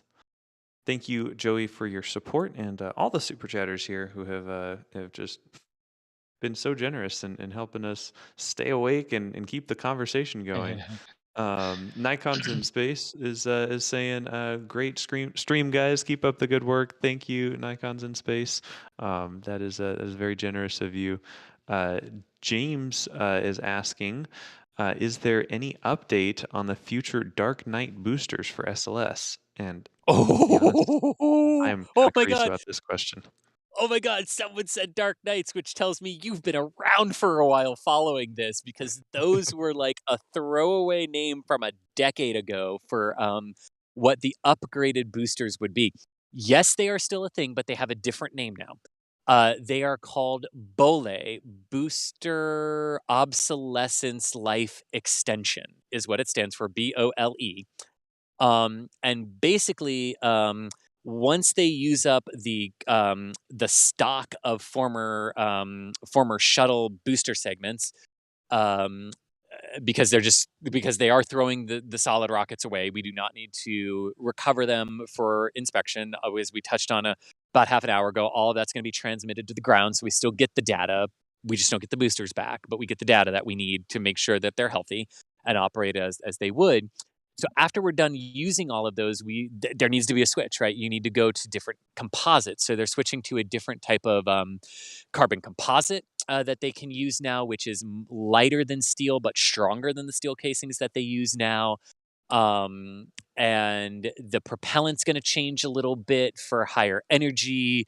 The boosters are just going to basically end up being more powerful than the ones that you see here, to sort of help with the overall evolution of SLS, but also to take advantage of the major design and manufacturing processes that have changed since the original steel casings were made back in the 70s, when these things started flying with the shuttle. Um, and actually, the solid rocket boosters that you see here, we talk about them being 5 segment solid rocket boosters. There are more segments than that. Each segment is actually made up of 2 segments itself, which are sealed at the factory. And then that gives you the 5 segments that are then assembled here to form the SRB stack. But some of those components, some of the steel structures are brand new for SLS. Some of them date back to pre-Challenger, pre 1986, that were used in the first 24 shuttle flights, or 23 of the first 24 shuttle flights, because they lost the boosters on STS-4 as well. Um, and some of it is new. Some of it, when they redesigned the boosters to be the 5 segment, just couldn't carry over. Like the aft structure, the attachment rings where they would attach from the where they would attach to the external tank versus where they attach to the core stage. So some things did have to change. Some things on them are new, but the vast majority of what you see flew with the shuttle program. So the BOLE boosters, aka the old Dark Knights, still exist. They're coming. And I believe it's Artemis 9 that they will debut on. Cool. We saw they prototyped this with the boosters, the booster they ground tested for the Omega program, which was then subsequently canceled. But Northrop Grumman got composite booster casings and went through, almost got that system to a test flight. And a lot of the technology is going to be rolled into the Bolay boosters. Wow, that's so cool. Actually, this isn't much of a question. This is a fun comment from Jared. He says, if my math is correct, SLS could store over 21.8 million Australian dollars worth of Corona Extra beer. Here's $10. Oh my for gosh. starter. Oh my I gosh. just It's the corn question again, but with SLS. How much beer could it hold? Is that what I love the fact that instead of asking the question, Jared took the time to do the math to see how much it would hold, and then instead of just putting how many gallons that is, he converted it to dollars. That's pretty cool. I appreciate that. Also appreciate the super chat. Yes. Yes. Yes, indeed. Thank you. Oh, and it looks like someone's adding on to the Corona beer another $10 for the Corona beer rocket. Thank you, Citrus. Oh boy, y'all are having me read names on live stream. That is not a good idea. Kyle Williams says, I know the time has been rough for most of you. But it's nice being able to watch an NSF live stream in the middle of the afternoon here in Sydney. Here is some Aussie dollars for the creation of a shuttle emoji for Jack. Yeah, Jack. Oh, it is our pleasure. It doesn't matter. I know we sometimes humorously bemoan the times that we're standing out here, but if you looked at any one of us and went, "Are you seriously complaining about that?" our answer would be, "Oh gosh, no, not at all." No, we get to stand next to a rocket. I don't care. Yeah. Exactly.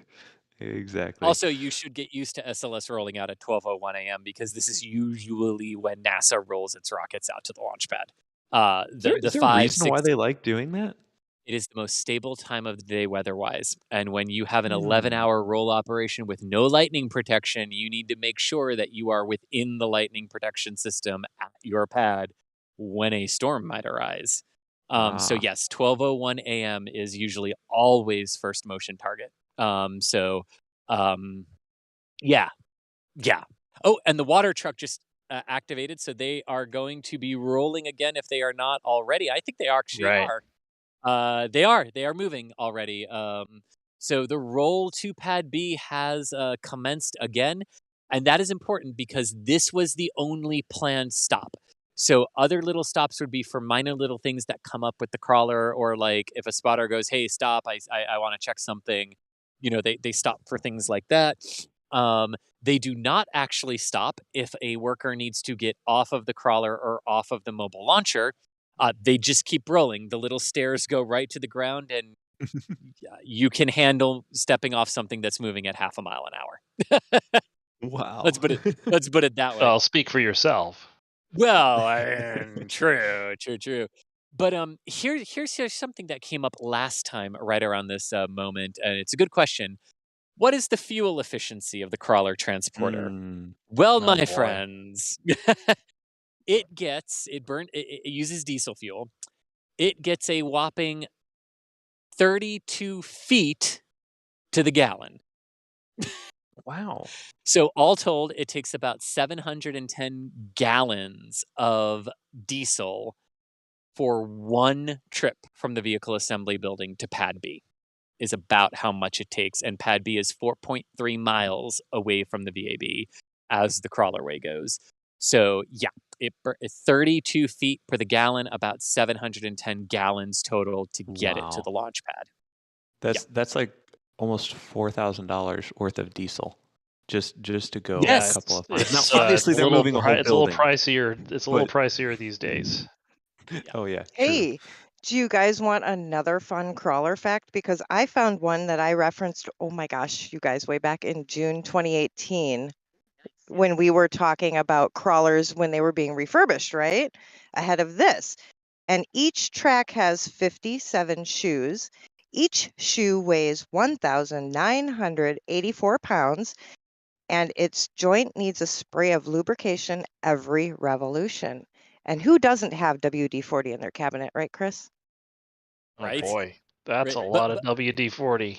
It is, and but when you see, right, because one revolution, right, so they go around those tracks and they've got to re-grease it, so you will see people walking with the crawler, right, and people going, and they're not just going around Ooh, for the heck. Oh, there's another light they there's a just light. activated. Look at that. Where did that Where light did come that come from? from? Where did that light is like directly behind us. Where did it come from? That's awesome that they're actually See, doing why this, did they though. do this in March?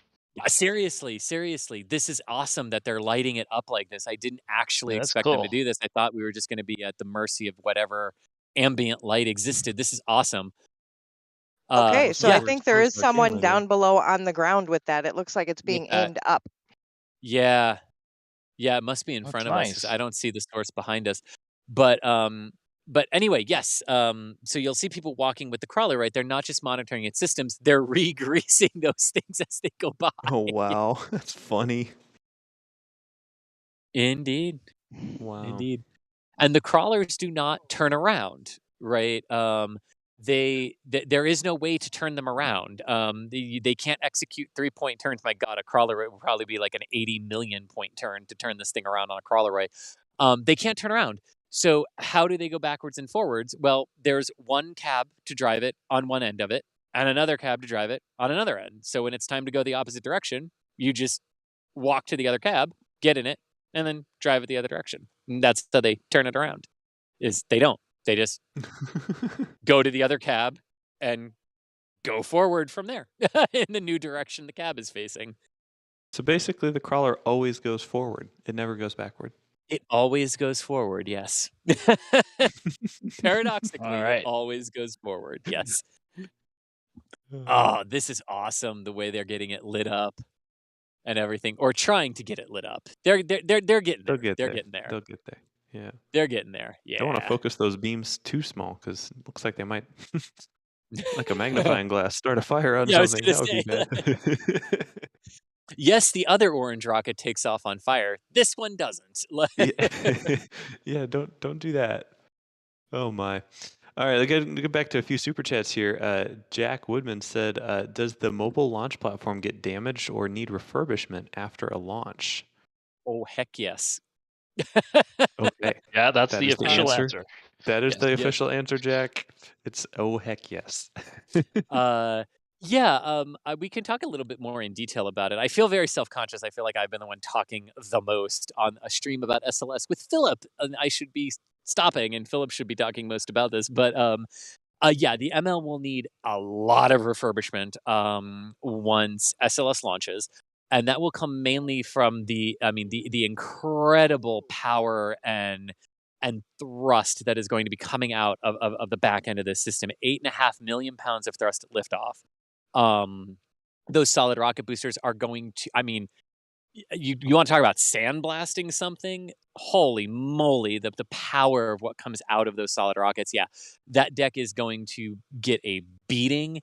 And then they're going to have to very quickly go out there and hose it all down because the corrosiveness of the material inside the solid propellant of the solid rocket boosters will rust this thing instantly. You will see photos from like an hour or two after liftoff, and the deck will be totally rusted because the oxides that are in those booster propellants that will just embed themselves into the deck and the tower that have to be washed off, those will start to rust and oxidize very, very quickly. So yeah, there is a significant amount of refurb work that needs to be done to the top deck level and to various elements on the tower.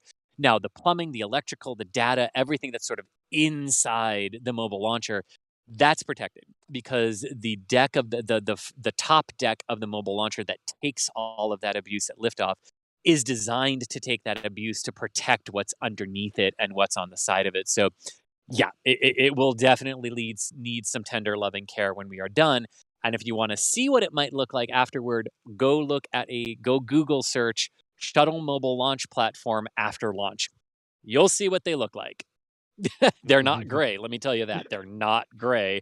And sometimes the deck is actually cracked and they have to go weld patches back onto the deck too of the mobile Oh, launcher. wow. So it will take a beating, yes, but it will survive and be ready for Artemis 2. Yes. Wow. Well, Right, I'm and this glad and they can then repair it. this mobile launcher also you also have this fixed launch umbilical tower on top of the Yes. platform itself too, and so this is a little different than Saturn V, which was a Carolox first stage. So you've got, we're hoping that this vehicle doesn't do an Ares 1X and actually like Saturn V, do that little yaw maneuver. This one's supposed to just go straight up, and so hopefully we don't get any booster impingement on the launch umbilical tower. It is supposed to really just be focused on the deck. So, but we'll see. We will see after launch what they need to do, and then they have to modify it. They have to do some modifications for Artemis 2 to get ready to handle a crew. Yeah, Yes. and what you mentioned there too is just one final thing. I know we've got a host of other questions that we're going to get to. We're going to try to get to, but you did say something that jogged a memory. Like the Saturn would do a divert maneuver, right? So that it would lift off the pad, and then as soon as the engines basically got clear of the zero deck, the top of the mobile launcher, the engines would sort of gimbal, and Apollo would pitch very slightly and move away from its tower in an attempt to protect it a little bit, and widen that distance between the tower and that. Now, that works when you have liquid fueled engines and a low thrust to weight ratio. SLS is not going to have a low thrust to weight ratio, because when those solid rockets light, that thing will clear the tower in 6 seconds flat. It Right. will clear the tower in 6 seconds flat. If Right. not faster. It might clear the lightning protection towers in 6 seconds, which are taller. So you can't SLS with the solid rocket boosters that we have. So this thing just goes straight up. And basically protect the towers, just get it away from the tower as quickly as possible and Right. build the tower to withstand it. Yeah. Well, and they did that they did something like that on Ares 1X, but of course you had a different configuration. But then they ended up trashing the fixed service structure on Pad B, which was going to get torn down anyway. God. But that caused some unexpected damage to the rotating service structure hinge and the fixed service structure for Pad B when they did that, and so I don't think that was anticipated. No, and gasps at the press site, because we knew it was going to pitch a little bit, but it had been described to us as like a 1 degree pitch, so like going from 90 to 89 degrees. And oh my gosh, when that thing pitched on the pad, everyone around me gasped. We thought that thing was cartwheeling and was going to hit the pad. We really did. Like that is visually what it looked like from the press site. So yeah, we don't. Northrop Grumman calls it the Baumgartner maneuver for the Antares rocket, because Antares sort of keels away from its pad a little bit. We don't do that with SLS. No, SLS just going straight up. Yeah. That's good. Drew just super chatted in a minute ago and asked, does NASA track the mileage on the crawlers? Do we know, like, if they wanted to go sell these at, Bargain Jim's used car depot, like what would the odometer reading on one of the crawlers be? That's a good question. Yeah, it's a good question. I'm sure they've got it. Because it would be very easy to know just how many trips they've done. They keep track of all of that. So they have it. Yeah, they definitely have it. How Yep. much? I'm not even going to wager a guess. I would be so wrong as to the total mileage these things have covered. Because remember, they don't just take the vehicles out to the pad. They then have to come halfway back down the crawlaway for launches. Then they have to go get it. They also have to roll things back. They also get tested. Because we saw the crawlers before they were being tested under SLS weight and mass loads, using old shuttle mobile launch platforms running up and down the crawlerways. So yeah, I mean, you can ballpark it by how many launches there have been, but then you really need to know which crawler took which vehicle out to the pad, because there are two. So Well, someone in chat, Go for Gordon, just said crawler fact sheet from 2021 says 2,365 miles on the CT2 odometer. So thanks for Yeah. that live fact check. That was a nice shot there too that we had zoomed in on the crawler that you could see they've picked up their speed to I don't know if they're using the same the same range as for the first rollout. But I think they said the top speed for the first rollout was going to be 0.8 miles per hour. But it looks like they're up to that higher speed, which will let them get out to the pad in less time. Yeah. Yeah, because they try to go at max speed, 0.8 miles per hour, on the straightaways, and then they sort of slow down for the turns in the crawlerway, and then they really slow down when it starts climbing that incline at the pad. And the lights I are can off, so imagine. we got 10 minutes of lights. So Right. So Wow. that's where those running lights start to come in handy in case you're flying a Cessna at night for some reason on a Air Force, or not an Air Force, a Space Force station now. it is. Although there is something just nice about orange rocket lit by orange lights on tower. Mm-hmm. There is a niceness to that. There is a The very nice. warm orange bathing glow of the tower lights. Yes. Well, I saw that it looked like they'd projected the silhouette of the vehicle onto the VAB in They the did. wider shot. So I wonder if that's what they were, because There's that was a lot actually easier to do when they did one shuttle booster. rollouts. There's Yeah. actually you can see its silhouette. There is very perfectly just one solid rocket booster sticking out from the mobile launch tower. So basically, its silhouette is just a booster going, "I'm here, Right. Oh, that's pay attention awesome. to Oh, me." I love that I think shot. I Yeah. think he's trying Is to that get it in the Steven? shot. Oh, Yep, that's Steven, Steven good getting it in job. the Oh shot. my goodness. Yeah. That's beautiful. Yeah, because they used to do that for shuttle rollouts. You didn't have a launch umbilical tower here in front of it, but then they didn't do it for the first rollout. So Well, here's to keeping them lit all the way through. Moldy Space Industries asks a question here.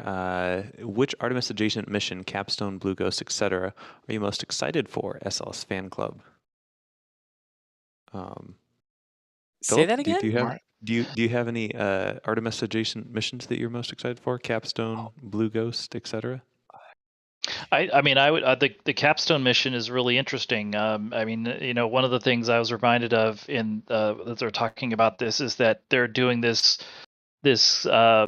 ballistic lunar trajectory to set up the capstone mission, or is it? I don't know. I think it's capstone, but it's going to hopefully launch here in the next week or so, and they're going to insert into the eventual orbit that the Gateway is going to fly in in cislunar space. It's called a near rectilinear halo orbit, but to get out there for this spacecraft, it's going to take this. It's a slightly less requires less energy to reach the sort of injection targets to set up into that orbit when you get to the moon. So, and it's actually going to fly way past the moon.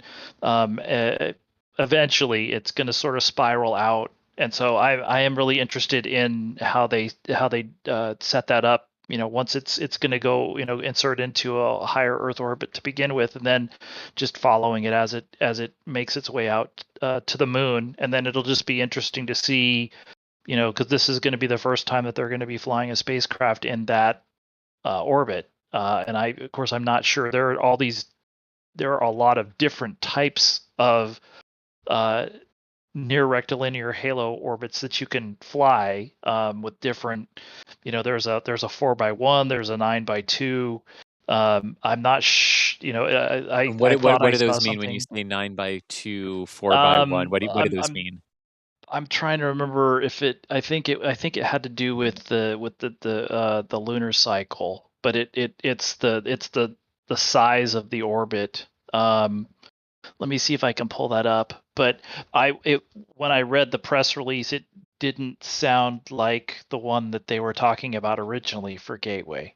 But I'm not sure that it matters necessarily. I think the idea is that you want to establish the deep space tracking, and you want to establish communications and those types of things for this mission. So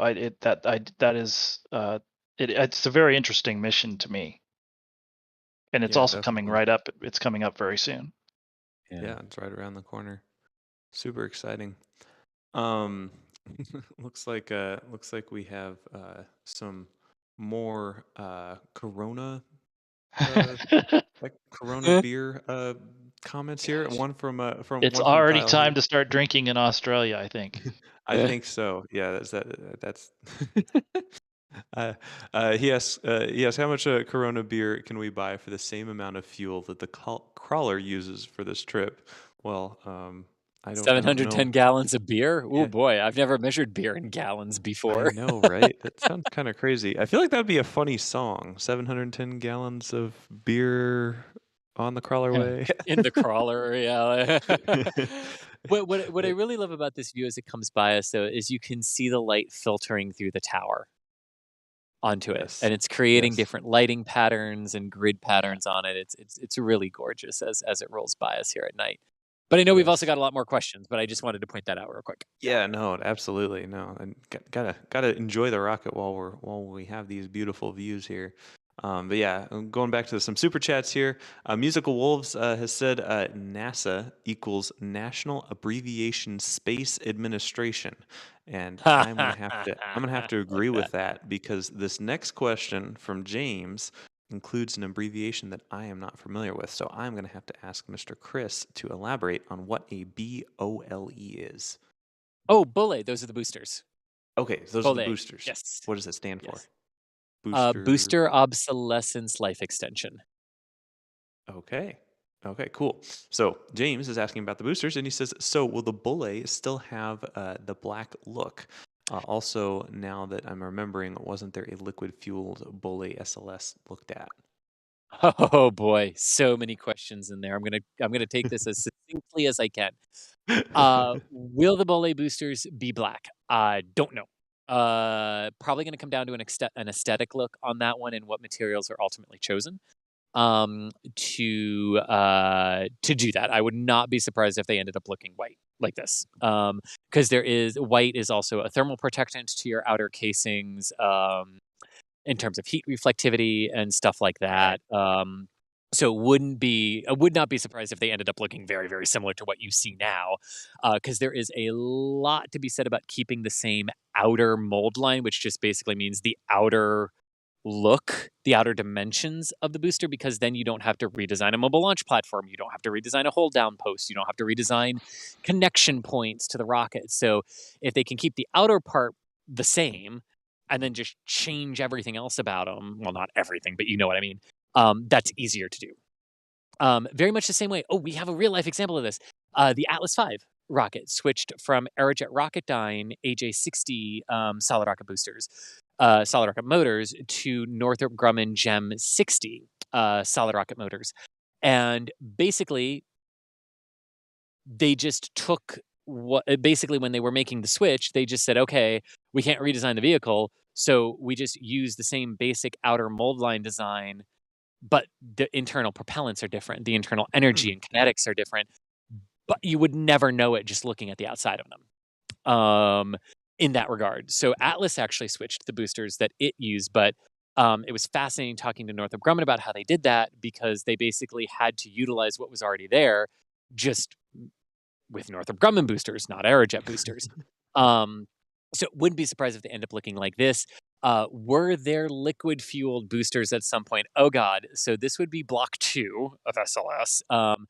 At which point, yes, the sort of advanced booster concept either went with the idea of the Bulle booster for solid rocket technology, or that we might completely go a different direction and completely change the side mounted boosters and make them liquid fueled. And I don't think in reality there's any chance of that happening, both politically, because Utah doesn't want to lose the contract for building the solid rocket boosters for America's rocket.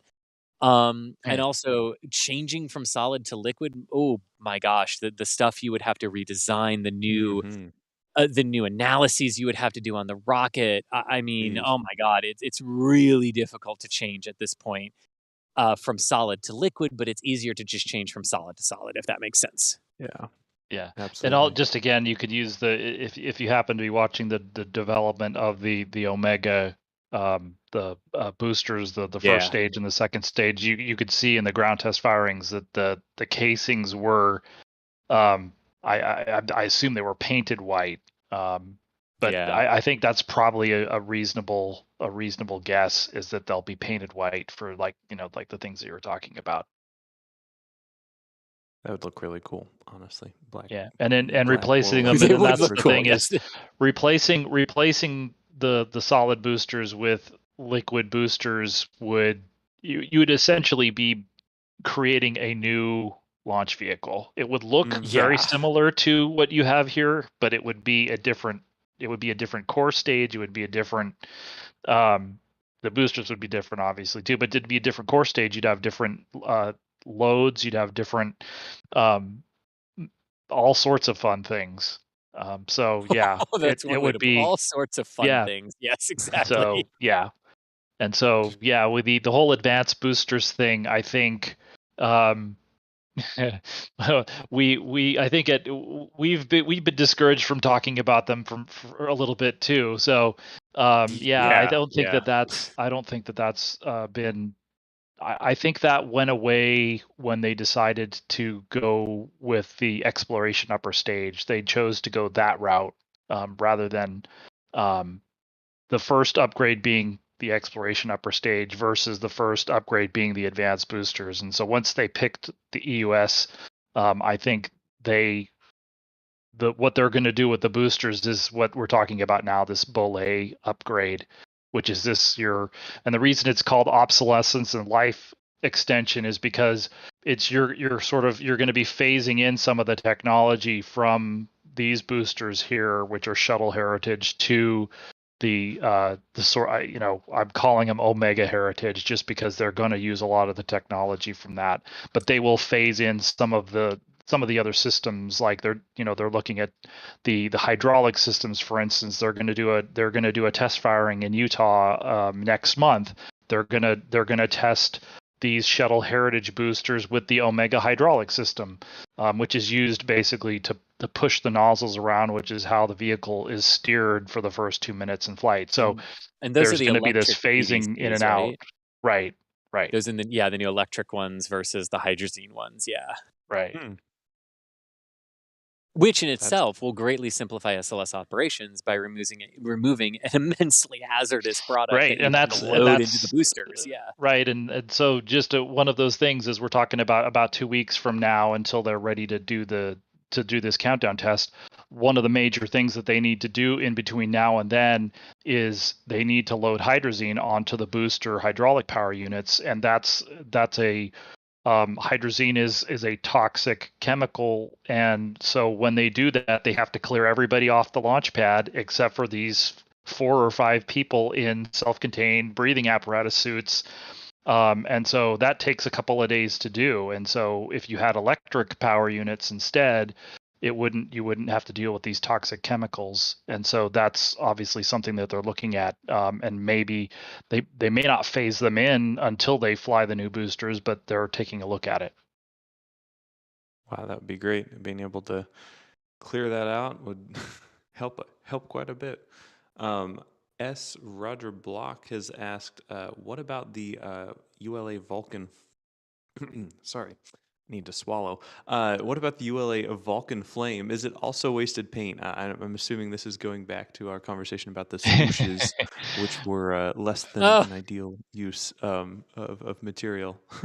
The flame for Vulcan is more of its like the symbol of its program more than anything Yeah, else. So I would exactly. expect that to be on the rocket, just like NASA is painted onto the side of the solid rocket Exactly. boosters. The Yeah. ESA logo and the NASA meatball are on the Orion and European service module coverings, and actually on part of the service module itself, part of the NASA worm that you see up there toward the top of the vehicle is actually on the service module itself, not Mhm. part of the launch escape system shielding that surrounds Orion and the ESM. ESM standing for European Service Module. Nice, thanks. We have a question from Cyritus. A little bit ago, we did see some blinky lights. The whole SLS has moved a little bit at this point, so we can't see the blinky lights in the background. But from that position, Chris, would 39A have been in the background a minute ago, or would that be something else? They were asking if they were aviation blinker lights from 39A in the background. It also could have been 39B. Ah, Okay, Those well, two got- sorry, I was trying to figure out where the camera was located. yeah. If you were talking about the camera It angle that was we the have right robot. now, Yeah, it was oh, the it was the robot. robot. Yes, B, Yep. pad B. B. Pad B. Okay, cool. 39. And those Sorry, pad Bs got was it's got those really tall lightning towers out there, and then also the water tower, and those are all very tall structures that general aviation, those would be those visual flight rule VFR running lights. Yep, important to keep all that in compliance and keep it all standardized. James is asking a question here. I think Chris, if Chris knows the answer to this, then he is officially the person who knows the most about anything about the shuttle. James is asking, what is the font, just the font that was used on the side of the space shuttle? I believe it is Helvetica. No way. Oh no, he knows it. All right, ladies and gentlemen, you heard it here first. Chris Giphart knows the most about the shuttle. Pretty sure. My goodness. I saw Pretty that sure question. you're right, Chris, because I think I knew that one too, and it should be Helvetica. Really? Oh my gosh. Maybe I'm just out of it, Font. but I saw that question. I'm like, no way people are asking about the font. Come on, James. Really? Well, okay. I guess Got the it. font is the font. Yep. Yeah, I just Googled it. It is Helvetica. Yep. That's cool. I love it. I Helvetica, or love it. however you say it. Helvetica. I just mispronounced it. Helvetica, yes. Yeah, no worries. Musical Wolves asking a fun question here. What about SLS? What about NASA contracting with SpaceX and use 2 super heavy boosters instead of 2 SRBs for the SLS boosters? It would probably make them more rapidly reusable, right? You could probably orbit the whole fully fueled core stage in ICPS at that point with 2 super heavy Starship boosters strapped to the side instead of 2 solid rocket boosters. I mean, yeah, it's worth saying. The entire system of SLS at liftoff will produce 8.5 million pounds of thrust, ramping up to 8.8 million pounds shortly after leaving the launch pad. That is largely because the RS-25 engines, the core stage liquid fuel engines, ignite to 100% of rated thrust for liftoff, and then once they clear the tower, they increase that thrust to 104.5% of rated thrust. No, that's shuttle. You mean well, that's shuttle 109. 109. Yeah, they ramp up. Yes, thank you. They ramp up to 109 for this one to provide that extra thrust as it goes up, and then they throttle down through the max Q regime, area of maximum dynamic pressure is max Q, and then they throttle back up to 109. So all told, SLS has about 8.8 million pounds of thrust in this current configuration during the initial phases of its launch. The 33 Raptor engines on the base of the Super Heavy for Starship will produce 16 million pounds of thrust total. Golly. So yes,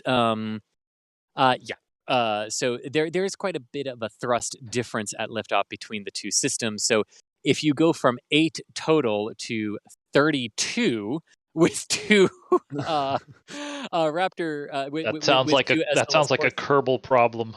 It sounds like a Kerbal problem, and I want to see the person who does this because one of our members will do this. Many of our members will do this. I want to see this because I'm pretty sure you could get the whole freaking core stage to orbit at that point. Yeah, no doubt. we're close. Yeah, are very close. So Yeah, of course, it all comes down to the amount of delta V that those boosters would actually provide versus the mass of the overall vehicle. But we're getting away from the spirit of the question at that point. Yes, yes. Awesome question, Musical Wolves. I love those Kerbal Space mashups, and they're always very fun to imagine. Justin is asking another question here related to OMAG A. With all of the talk of OMAG A, I have to ask, is it back in development? And he's asking us to keep up the great work, which we appreciate. Omega, the Omega rocket? No, Omega is. Oh, how do I want to put this? Omega will not be. When it did not win part of the National Security Space Launch Awards, the ones where 60% of them went to ULA and 40% went to Falcon 9 a couple of years ago. Well, SpaceX, not Falcon 9. Omega ceased to exist at that point, and portions of it could be applicable to other programs based on the solid rocket technology that was being developed for it. But Omega itself will never be. No. Okay. Wonderful. Um, thanks for clearing that up. Uh, I just found another super chat. It looks like it's kind of old, and I'm not really sure what the context is here. But looks like Cyritus is asking when does Shuttle get attached to probably. I think this is in relation with our Corona beer question. So. I think that's what that's in relation to. But otherwise, regardless, thank you for the support. We appreciate it, and yeah, that's much appreciated here. I think this is a good place to wrap it up. Thank you so much, everyone, for joining us. We've got to give a big thank you to everyone out in the field this evening who's staying up super late and enjoying this beautiful rollout of this huge mega moon rocket. Got to thank Mr. Chris Gebhardt first for being here on comms and in the field, which is a tricky job to do, pulling off juggling all of the different things all at once. And so thank you, Chris, for that. My absolute pleasure. And feel free to shoot me your SLS questions on Twitter. I will do my best to see them and answer if you have one after we get off the air here tonight. And can't wait to be back in hopefully 13, 14 days to bring you a hopeful live stream of a wet dress rehearsal too in progress. Absolutely. Cannot wait for that. And also, we got to thank Mr. Whoa, I'm sorry. It is 1 a.m. here. I'm sorry, Julia. Mrs. Julia Bergenon. Thank you so much for being out there in the field. I am so sorry, Julia. Oh, all right. So we're going to teach you. My last name is Bergeron. Bergeron. Oh, my. Oh, it's all good. It's all good. And you know what? The bay doors of the VAB are closed, which means it must be getting awful close to bedtime as SLS continues to roll down the crawlerway. I look so forward to bringing you all some hopefully gorgeous pictures in the morning, if not artsy pictures. And then I'll be returning to a photo opportunity at noon tomorrow as well. So we're going to just keep bringing you more SLS coverage. Wow. Thank you, Julia. And once again, I'm just sorry about that. Oh my gosh, I feel so bad. It's okay. I Next- still love you. Next time you're in Starbase, I'll bake you some cookies. How about that? Oh, that sounds lovely. Also, we had Philip here providing all of the amazing SLS detail and coverage. Thank you so much, Philip, for being here and helping us watch this roll out. Thank you so much. Hey, no problem. Looking forward to the wet dress rehearsal. Hopefully they can pull it off on this next attempt. I sure hope so too. And also we had Steven in the field taking pictures and running the video cameras. Thank you, Steven, for running all that and showing us exactly what it's like being out there. You are awesome. And thank you, Steven. And also we had Michael Baylor, who is on control, pushing all the buttons and pushing all the buttons, I guess. I don't know. You were steering some robots too, probably telling the robots where to go. Thank you, Michael, for all your help this evening, and thank you everyone for tuning in and joining us this late evening as we watch the Mega Moon rocket go out to the pad again. Thanks so much for joining us, and I've been Nicky Sweeney with NASA Spaceflight, and this was the SLS rollouts. Have a good one.